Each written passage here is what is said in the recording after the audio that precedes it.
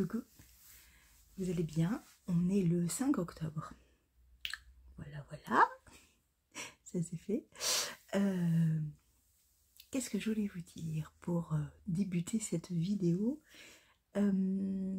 Certains m'ont parlé des chemins de Stevenson, beaucoup. Étaient assez intéressés de savoir comment je m'étais organisée, etc. Bon. Je me dis que ça peut être bien de vous en parler, alors vous aimez pas, ben, aujourd'hui on va beaucoup parler de ça, donc si vous ne voulez pas, que ça ne vous intéresse pas, il n'y a pas de problème, je peux l'entendre, donc on se voit demain, et pour ceux qui sont intéressés, je vais vous en parler un petit peu. Déjà en fait ce matin, j'ai lu la BD Voyage avec un âne dans les Cévennes, donc c'est d'après le roman de Robert Louis Stevenson, c'est des éditions de Boré, et c'est une adaptation et un dessin de Juliette Lévedjac. Voilà. Ça reprend complètement le bouquin, complètement. Voilà. Les illustrations sont plus ou moins réussies, c'est pas forcément ce que je préfère, moi j'aime beaucoup les illustrations assez réalistes, voilà, c'est pas ce que je préfère, mais ça m'a encore un peu plongée dans mon expérience des 2 semaines que je viens de passer, et du coup en le lisant je me suis dit tiens, et si je répondais aux questions dans cette partie-là. Tout est encore un peu frais, tout est encore présent dans ma tête, donc je peux un peu vous parler de la préparation. Je vous en ai déjà parlé effectivement par bride dans mes podcasts, dans mes vlogs, pendant presque 3 mois, puisque il faut de la préparation, je vais vous en parler, mais c'est vrai que j'ai pas fait une vidéo dédiée à ça, parce que je ne pensais pas que ça pouvait intéresser. Voilà. Alors, ce qu'il faut savoir déjà, c'est que nous on a préparé notre voyage 3 mois à l'avance. C'est-à-dire que 3 mois à l'avance, on a acheté 2 bouquins qu'on achète à chaque fois quand on fait ce genre de grande traversée, qui existent pour Compostelle également. Pour l'un et pour l'autre, il y en a pour tout. Il y en a, voilà, c'est un livre de référence quand on fait de la randonnée. Le premier, c'est le Miam Miam Dodo, donc spécial GR 70 et GR 700, parce qu'il y a dans le GR qu'on fait, le GR 70, le GR des chemins de Stevenson, on passe de temps en temps dans le GR du chemin de Saint-Gilles, parce que en fait le chemin de Stevenson fait ce genre de tracé, tac tac tac, et le chemin de Saint-Gilles il est tout droit en fait. On traverse les mêmes départements, on voit à peu près la même chose, voilà, il y en a qui font juste la traversée toute droite, d'autres qui prennent les chemins de Stevenson. Nous, c'était les chemins de Stevenson de toutes les manières. Et le Miam Miam Dodo est une référence, vraiment. C'est très très très très bien fait. Et d'une, vous avez, alors je vais vous en trouver un, vous avez les parcours en fait, donc de ce que vous allez faire. Vous avez le nombre de kilomètres qui est là. Alors, il a été mal édité celui-là, mais vous avez le nombre de kilomètres. Logiquement, c'est un peu plus haut. Hein. Et les dénivelés, ça, c'est hyper important. De savoir ce qu'on fait la journée, dénivelé, kilomètres, montée, descente, c'est hyper important. Donc, quand c'est en vert, tout va bien. Hein. C'est la randonnée un peu sympa. Quand il y a un petit peu d'orange, ça commence à être ou trop... enfin c'est moyennement, monter ou descendre c'est dans la moyenne, mais on commence à avoir les jambes qui chauffent, et quand c'est rouge, on crache, on crache. Mais bon, ça nous permet d'avoir un peu un tracé grossier, parce que c'est vraiment pas dans le détail, mais c'est intéressant. Et la deuxième chose, c'est qu'en fait, on a à chaque fois, au niveau de ce tracé-là, en fait, qu'on fait, il y a des étapes. Et ces étapes, en fait, ce sont les hôtels, les gîtes, les chambres d'hôtes, les campings et les restaurants, brasseries, les pharmacies. Voilà, il y a tout en fait. Donc, ça permet de préparer vraiment ces étapes avec le nombre de kilomètres qu'on veut faire, parce qu'on peut en faire que 15, on peut en faire que 10, on peut en faire 20. Ça peut être un peu compliqué à certains endroits parce qu'on traverse des endroits où il n'y a rien, mais on a la possibilité de faire des grosses étapes, on fait comme on le sent. Et ensuite, bah, une pharmacie, c'est toujours bien de trouver des pharmacies. Les bars, c'est vachement intéressant, les bars à 10 h quand on a envie de se faire le petit café. Il y a les horaires d'ouverture, il y a les prix au niveau des hôtels, au niveau des chambres, au niveau de tout, il y a tout. Il y a les demi-pensions, il y a tout. Dans le chemin de Stevenson, il y a également les endroits où on peut loger les ânes, parce que effectivement, certains voyagent avec des ânes. Tout est référencé, il y a les langues parlées, il y a la possibilité de payer en carte bleue, en chèque vacances. Tout est noté, c'est vraiment une référence, c'est vraiment un bouquin qu'il faut avoir, enfin, vous faites ce que vous voulez, hein, mais qu'il faut avoir pour préparer sereinement ces étapes. 3 mois à l'avance, 3 mois, parce que c'est blindé, c'est blindé. Vous faites Compostelle, c'est blindé, vraiment. Donc voilà, donc avec ce bouquin, vous préparez vos étapes, vous avez un peu grosso modo ce que vous allez faire dans la journée, et c'est très bien. C'est très bien, il y a les numéros de téléphone, les adresses, tout, il y a tout. Et ensuite, nous, on prend également le deuxième livre qui est le Topo Guide. Donc là, c'est celui qui est consacré au chemin de Stevenson. On en a beaucoup de chemins. Et donc, en fait, vous avez le tracé derrière, par exemple. Mais ce qui est très intéressant, outre, vous avez des petits textes avec des histoires, ce qu'est le Mont Lozère, ce qu'est... qu'est-ce qu'il faut aller voir au puits, en Velay, voilà, il y a plein de petites références, la faune et la flore, voilà, ça c'est très sympa. Mais ce qui est encore mieux, c'est qu'on a le GR en format, alors je sais plus lequel c'est, le format, c'est très détaillé en gros, c'est très détaillé, le format IGN en fait, des cartes de randonnée, c'est extrêmement détaillé, pointillé. On a la petite maison toute pourrie, on a les fils d'électricité, on a les chemins de fer, on a les tracés, on a tout. Et ça, c'est vraiment très intéressant de l'avoir pour se repérer en fait. Même si le GR est extrêmement bien détaillé, indiqué, c'est bien de l'avoir cette carte, parce que des fois, j'aime bien regarder où je vais en fait. Alors nous, ce qu'on fait, parce que on se balade pas avec le bouquin, on fait des photocopies en fait, et on garde la page en fait, qui va nous être utile pour la journée. Voilà. Et donc ça, c'est vraiment très intéressant. C'est les 2 livres qu'on utilise. Ça, c'est voilà, c'est vraiment ce qu'on utilise quand on prépare le chemin. C'est la première chose qu'on achète en fait. Ensuite, vous avez la possibilité sur le chemin, pour Stevenson et pour Compostelle, d'avoir la malle postale. Alors pour Compostelle, je ne sais plus si c'est la malle postale également le nom. En tous les cas, c'est une entreprise qui s'occupe en fait de vos bagages, qui les amène aux étapes différentes, ce qui vous permet d'avoir des sacs à dos plus légers. Sur Compostelle, quand j'ai commencé il y a 5 ans, il y avait beaucoup de gens qui... Enfin, il y avait peu de gens qui l'utilisaient parce que c'était mal vu, ce qui est complètement ridicule. C'était un peu, faut souffrir, faut y aller, on est des vrais.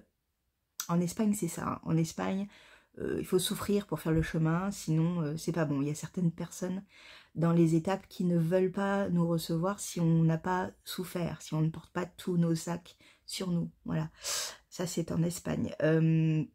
sur le chemin du Camino, pas du Camino français du coup, mais du chemin de Compostelle version espagnole.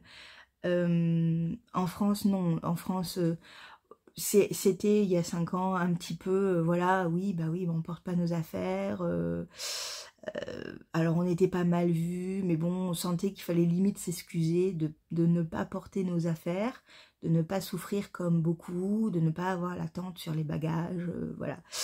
Euh, Depuis, je trouve, depuis 2 3 ans, ça s'est complètement démocratisé.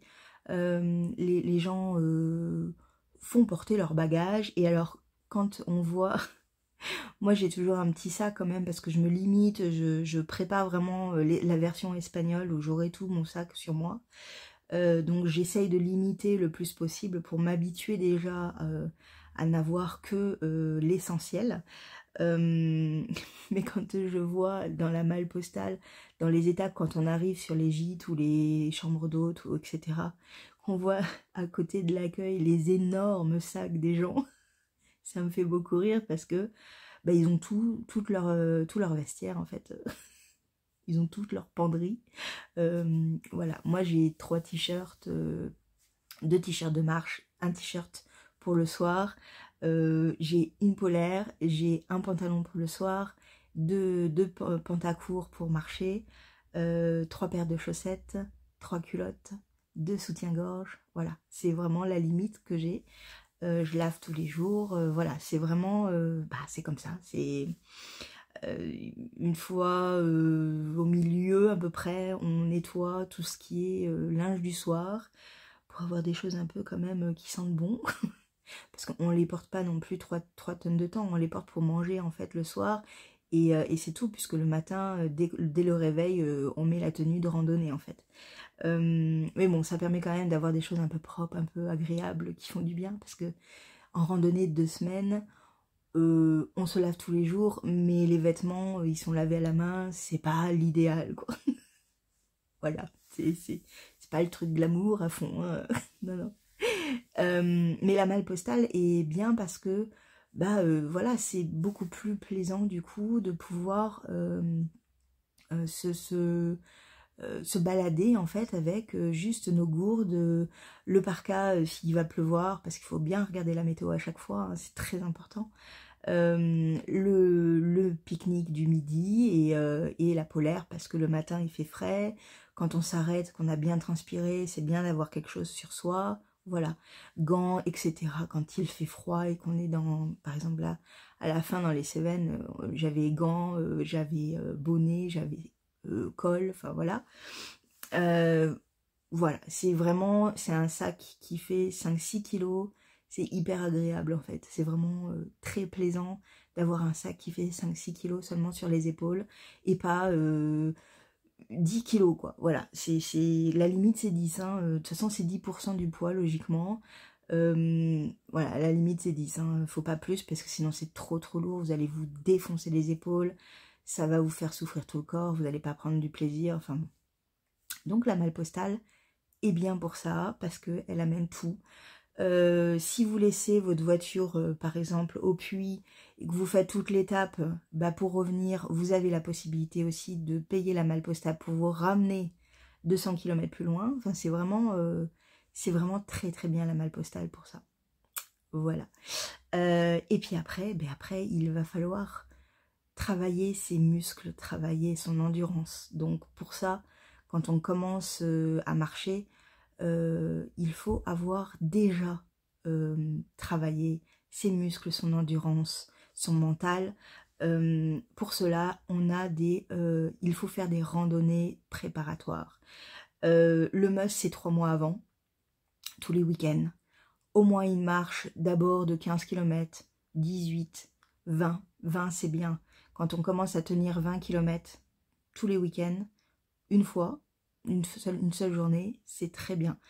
Ça permet vraiment de muscler ses jambes, de se renforcer, de chauffer en fait ses muscles. Donc ça c'est très très bien. Et vers la fin, c'est bien aussi de se prévoir un week-end de 2 3 jours de randonnée d'affilée en fait, où là, pareil, on fait du première journée 15, deuxième 18, troisième 18 aussi, c'est bien, c'est pas, faut pas faire plus, c'est pas la peine, mais pour faire comprendre à notre corps qu'on va marcher, qu'on va l'épuiser, et, et qu'il faut y aller, c'est comme ça. Si vous faites ça, les premières randonnées, les premières étapes que vous allez faire quand vous allez commencer votre chemin, il faut des petites étapes d'entraînement. Même si vous avez fait les étapes d'échauffement avant, hein, mais les premières étapes, vous faites une moyenne de entre 15 et 18-19 km dans les 3 jours. Alors pas, vous faites, je sais pas, premier jour 15-16, deuxième jour 18, troisième jour 18. Un peu la même chose que vous allez faire pendant la randonnée de 3 jours du week-end précédent ou 2 semaines avant. Voilà. Parce qu'en fait, les 3 premiers jours, le premier jour ça va. Le deuxième jour, vous commencez à avoir mal, vraiment. Troisième jour, c'est compliqué. Et le soir, c'est très dur. Vous avez vraiment mal. Je vous cache pas que vous marchez comme des grands-parents. Avec la canne et tout. Vous avez les muscles qui crient, qui disent stop, qui se tendent, qui font mal. C'est normal. Parce que vos muscles ne sont pas habitués à marcher comme ça. Le 4e jour, le matin, les 2 premiers kilomètres sont compliqués. Et après, c'est parfait. Après, ça coule. Si vous passez ces jours, mais que vous faites des étapes petites, c'est parfait. Souvent, nous, on voit des gens qui font 30 km le premier jour, 30 km le deuxième jour, et le troisième jour qui s'arrêtent parce qu'ils ont des tendinites, parce qu'ils ne peuvent plus poser leurs pieds, parce qu'ils sont fait des claquages. Et donc nous, qui faisons des petites étapes, on les retrouve 4-5 jours après, à l'endroit où ils sont arrêtés au bout du 3e jour, parce qu'ils vont être rapatriés, parce qu'ils n'y arrivent pas en fait. Parce que en fait, il faut ménager sa monture pour aller loin, c'est tout. Donc il faut s'écouter. Et, oh pardon, excusez-moi, j'ai bougé. Donc il faut vraiment que vous... du coup, ça m'a perdu. Il faut vraiment commencer par des petites étapes. Si vous faites une semaine, vous faites 3 jours de petites étapes. Après, vous pouvez faire des 20 km, même jusqu'à 25. Si vous n'avez pas trop dénivelé, c'est bien. Et le dernier jour, ou les 2 derniers jours, faites des petites étapes aussi, parce que votre corps, il est fatigué. Vous savez que vous arrivez à la fin, donc votre corps se relâche. C'est inconsciemment, il se relâche, de toute manière. Donc c'est bien de faire les 2 dernières des petites étapes parce que vous êtes tranquille, vous êtes bien, vous savez que vous arrivez, mais vous profitez jusqu'au dernier moment en fait. Vous faites 2 semaines, ou 3, ou 4, parce qu'il y en a qui font Compostelle par exemple, du début à la fin, ils font 2 mois et demi de marche. Voilà. Il y en a qui arrivent à faire ça parce qu'ils ne travaillent pas, parce qu'ils sont à la retraite, parce qu'ils ont été étudiants, qu'ils ont fini et qu'avant de prendre vraiment la vie active, bah, ils font 2 mois et demi de marche. Il y en a. Mais même si c'est 2 semaines, ce qui est déjà super bien, il y a au milieu de ces 2 semaines, c'est-à-dire à la fin de la première semaine, vous devez avoir une journée de relâche musculaire, donc où vous faites une étape de 10 km, mais pas plus, hein, où vous arrêtez une étape entière, vous visitez l'endroit où vous êtes, vous dormez 2 jours sur place, voilà, parce qu'il faut que votre corps se relâche. C'est très important, il y en a beaucoup qui le font, mais c'est la plupart le font, et naturellement votre corps il va dire stop en fait, il va dire non, maintenant tu vas me poser un peu, et après hop, on repart, il n'y a pas de souci. L'étape d'après, vous pouvez refaire 20 km, il n'y a pas de problème, c'est juste qu'il y a cette étape-là, à la fin de la première semaine, à la fin de la deuxième, à la fin de la troisième, vous posez vos bagages, vous posez, vous faites 10 km si vous voulez avancer un peu quand même, mais vous prenez un temps de repos, c'est important, voilà. Ensuite, ensuite il y a tout le matériel, des bonnes chaussures, vous en avez entendu parler avec moi et mes chaussures et mes problématiques. Je suis d'ailleurs allée chez la podologue hier qui m'a limé en fait la semelle, il y avait une boule. Ah, j'adore. il y avait une boule, donc c'est pour ça que j'avais mal comme ça. C'est important d'avoir des bonnes chaussures, des bonnes chaussettes de randonnée épaisses qui font circuler le sang.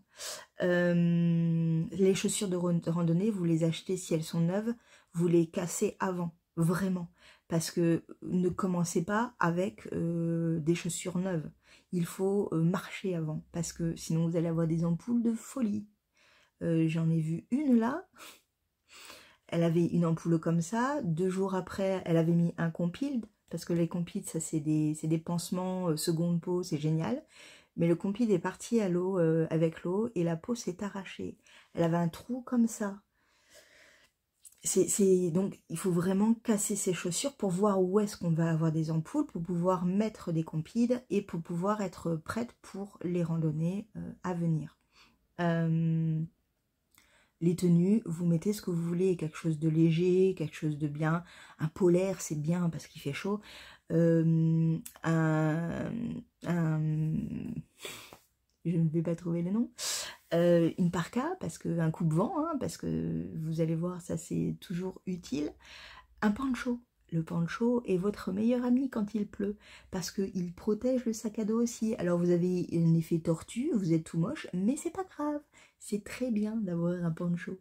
Des guêtres, ça c'est très très bien aussi, parce que ça évite à l'eau de couler dans votre chaussure. Oui, oui, oui, oui. Ensuite, vous avez tout ce qui est barres céréalières et tout. C'est hyper important de manger un peu toutes les 2-3 heures. C'est vraiment important de vous hydrater énormément. Ça, il faut boire. Donc, il faut prévoir des gourdes. Moi, j'ai des gourdes isothermes qui sont juste parfaites. C'est-à-dire que j'ai de l'eau fraîche quand il fait chaud pendant toute ma randonnée. Et ça, c'est super. Ça a un coût. Je les ai achetés au fur et à mesure, mais et mes parents aussi m'en ont acheté, mais ça c'est vraiment bien. Par contre, prenez au moins 2 litres à 3 litres d'eau par personne, c'est hyper important. L'eau, même si vous en avez trop, c'est pas grave, au mieux en avoir trop que pas assez, parce que ne pas boire, c'est une horreur, c'est vraiment une horreur. Je l'ai eu déjà, hein, c'est pour ça que je vous le dis. Et après, vous avez également de l'homéopathie, c'est des cachets, je ne me rappelle plus le nom. Je vous le mettrai en barre d'infos quand je ferai la petite étiquette là. Donc ça c'est pour éviter les crampes et les douleurs, et en début de randonnée, vous en prenez toutes les heures. C'est des trucs à croquer en fait, et ça va vous apaiser un peu les crampes, les trucs un peu comme ça. Voilà. Voilà, donc avec tout ça, bah après il n'y a plus qu'à prendre son pied. Vraiment, à s'éclater, à s'écouter, parce que faut prendre des pauses quand on marche dans la journée, faut prendre des photos, faut manger, faut s'hydrater, c'est important. Ah oui, avant de mettre vos chaussures et vos chaussettes le matin, vous mettez de la crème. Alors il y en a à Decathlon, c'est la Nox, il y en a un peu partout je pense. La Nox c'est génial, c'est pour éviter les échauffements au niveau des pieds, ça c'est parfait. Vous prenez soin de vos pieds. Vos pieds, c'est votre meilleur ami, là. C'est vos meilleurs amis, là. Il faut donc vous hydrater vos pieds. Vous mettez de la crème. Vous mettez vos chaussettes et vos chaussures. Le soir, après la super douche, la douche réparatrice, vous mettez de la crème aussi. Vous les hydratez. Vous soignez les petits bobos, les petites plaies. Vous mettez des pansements, de l'arnica, en gel. Vous voyez, vous mettez des choses un peu pour vous masser. On a, bon, je crois que le Synthol n'existe plus, mais il y a le truc de Foucault, là, je ne sais plus le nom, mais c'est le même principe. Vous massez vos muscles, vos mollets, vos cuisses, vos fesses, vos bras, parce que si vous avez des bâtons, vous allez avoir mal. Votre cou, votre dos, vous massez, vous prenez soin de vous, c'est hyper important, et vous allez voir, vous êtes épuisé en arrivant. La douche déjà, ça vous requinque. Le repas du soir, ça requinque encore plus. Et le matin, vous n'avez qu'une seule envie, c'est de repartir. Voilà. Bon, on va s'arrêter là. En fait, cette journée va n'être que consacrée à Stevenson. Je suis contente parce que j'avais envie de vous le faire, cette petite vidéo, et je sais qu'il y en avait vraiment beaucoup qui avaient été qui étaient intéressés, pardon. J'espère que je ne vous ai pas trop perdu. J'espère que ça vous a intéressé. La rando, c'est génial. ça fait voyager, on prend son temps, on voit des choses qu'on ne voit pas en voiture, on rencontre des gens mais merveilleux qui ont les mêmes idées, les mêmes envies, c'est génial, moi j'adore ça. Je vous fais un gros bisou, je vous dis à demain, demain je vous montre ce que j'ai tricoté parce que quand même un peu, hein, il faut un peu, et je vous fais un gros bisou, ciao.